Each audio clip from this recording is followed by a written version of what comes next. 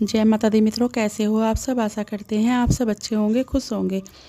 मित्रों, आज का हमारा विषय है, आपको अगर पूजा पाठ करते हुए 1 साल हो गया है तो आपके शरीर में ये शक्तियाँ बैठ गई है। जी हाँ मित्रों, यदि किसी व्यक्ति को पूजा पाठ करते हुए, माँ काली की सेवा करते हुए 1 साल हो गया है तो उसके शरीर में ये शक्तियाँ बैठ जाती हैं, जो मैं आज आपको इस वीडियो में बताने वाली हूँ। अगर आपको भी 1 साल पूजा पाठ करते हुए हो गया है, माता काली की सेवा करते हुए यानी देवी देवता की सेवा करते हुए हो गया है तो आपके भी शरीर में ये शक्तियाँ बैठ गई है। अब आपको इनसे कार्य कैसे करवाना है वो भी मैं आपको इस वीडियो में पूरी जानकारी के साथ बताऊंगी।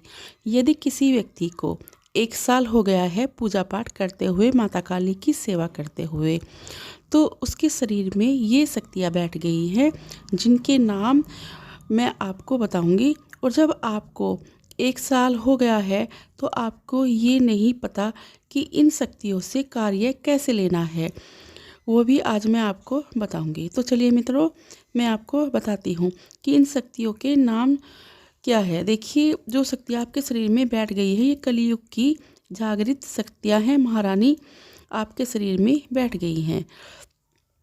तो देखिए, आपको जो है ये वीडियो एंड तक देखनी है, तभी आपकी समझ में सब कुछ आएगा। नहीं तो अगर आप आधी अधूरी वीडियो देखोगे तो कुछ भी नहीं आएगा। तो चलिए मित्रों, मैं आपको बताती हूँ। अगर यदि आपको पूजा पाठ करते हुए 1 साल हो गया है तो सबसे पहले आपके शरीर में काल भैरव की शक्ति बैठ गई है, और दूसरी शक्ति योगिनी की आपके शरीर में बैठ गई है, और तीसरी जो शक्ति है वो माता दुर्गा की है, और चौथे नंबर पर आपको मिलती है माता काली की शक्ति, जो आपके शरीर में बैठ गई है। पांचवी शक्ति आपको मिलती है माता कामाख्या की, जो आपके शरीर में बैठ गई है। यानी कि ये 5 शक्तियाँ आपके शरीर में बैठ गई हैं। अगर आपको पूजा पाठ करते हुए, माता काली की सेवा करते हुए 1 साल से ज़्यादा हो गया है तो अब आपको इन शक्तियों से कार्य कैसे लेना है। देखिए, जिन लोगों को इतना समय हो गया है पूजा पाठ करते हुए तो उनको इन शक्तियों के दर्शन जरूर होते होंगे। जिनके शरीर में ये शक्तियाँ बैठ जाती हैं, उन लोगों को कि सबको जो है सपने के माध्यम से माता कामाख्या के मंदिर, उनकी मूर्त जरूर दिखाई देती होगी। माँ शेरों वाली के धाम, जैसे उनके मंदिरों में फ़ोटो होते हैं ना, उनकी प्रतिमा होती है, ऐसी बिल्कुल दिखाई देती होगी। क्योंकि जब ये शक्तियाँ शरीर में बैठ जाती हैं तो उनको दर्शन जरूर होते हैं। या फिर जिन 5 शक्तियों के नाम मैंने आपको बताए हैं, उनके धाम, उनकी मूर्त, उनकी पूजा पाठ उनके मंदिरों में हो रही है, ये आपको सब सपने के माध्यम से ज़रूर दिखाई देते होंगे। क्योंकि दर्शन जब माताएं देती हैं तो वो किसी ना किसी के रूप में भी दिखाई दे सकती है। ये नहीं है कि वो अपनी, उनकी जो प्रतिमा होती है, उनकी मूर्त होती है, वो उसी के रूप में दर्शन देती है, ऐसा नहीं होता। वो आपकी ताई चाची, आपकी माँ के रूप में भी दर्शन दे सकती हैं, कन्या के रूप में भी आपको दर्शन देती हैं। पर बार बार अगर आपको किसी एक का सपना आता है तो इससे आपको समझ लेना चाहिए कि आपको जो है कलयुग की जागृत शक्तियाँ ये मिल चुकी हैं, ये आपके शरीर में बैठ गई हैं। अब आपको इनसे कार्य कैसे लेना है। देखिए, जैसे आप माता काली का भोग लगाते हो, वैसे ही जो है इनमें से किसी एक शक्ति का नाम आपको लेना है, ठीक है। और एक शक्ति का नाम लेकर आपको जो है, मैं आपको बताती हूँ कि भोग कैसे लगाना है। तो इसमें आपको लेने हैं 2 पतासे, 2 लौंग, 1 जायफल, ठीक है, 1 नींबू। इन शक्तियों में से एक किसी का नाम लेकर आपको चढ़ाना है, ठीक है, जिससे आपको अपना कार्य करवाना है, उसी का नाम लेना है। 5 में से किसी एक शक्ति का नाम आपको लेना है।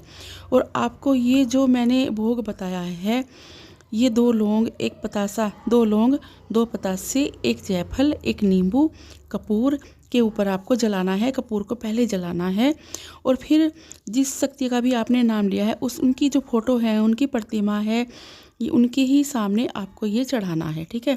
उनका नाम लेकर, उनके मंत्र का जाप कर कर, ठीक है।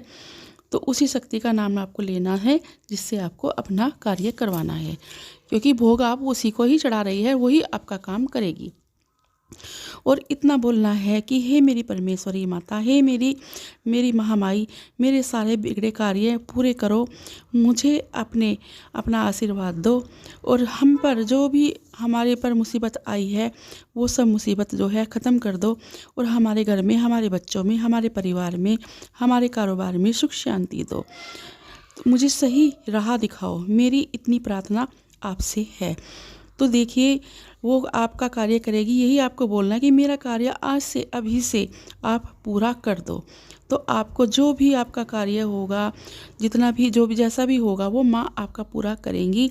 पर मैं आपको एक बात बताना चाहती हूँ, आपको ये भी बोलना है कि हे माँ, जितना भी मेरे से बनेगा, जो भी भोग मेरे से बनेगा मैं चढ़ाऊँगी या चढ़ाऊँगा, ज़रूर चढ़ाऊँगा। और एक बात का ध्यान आपको रखना है कि कार्य पूरा हो जाने पर बाद में आपको आपने जो बोला है वो ज़रूर चढ़ाना पड़ेगा आपको। शक्तियाँ अपनी जिद पर अड़ जाती हैं और जो भोग प्रसाद आप बोलते हो उसे लेकर छोड़ती हैं, वरना जो भी आपके कार्य हैं वे उल्टे होने शुरू हो जाते हैं, सीधे नहीं होते, फिर आपका नुकसान होना शुरू हो जाता है। तो इसलिए जो भी चीज़ आप बोलते हो माँ के लिए, भोग प्रसाद जो भी आपने बोला है, जितना भी आपने बोला है वो आपको ज़रूर चढ़ा देना है जब आपका कार्य पूरा हो जाएगा। तो मैंने आपको बताया है कि इस तरह से आपको इनसे कार्य लेना है। और मित्रों, ये बहुत ही खास जानकारी है, जो नए भक्त हैं उनके लिए भी बहुत ही ये खास जानकारी है। पुराने हैं उनको सब पता है, पर जो नए भक्त आए हैं उनको नहीं पता है बेचारों को कि इनसे कार्य कैसे लेना है। तो इस तरह से आप किसी एक शक्ति से कार्य ले सकते हो। तो अब मैं अपनी बात यहीं पर समाप्त करती हूँ और मिलती हूँ एक नई जानकारी के साथ। आशा करती हूँ आपको मेरी वीडियो पसंद आई होगी। जय माँ काली, जय माँ दुर्गे।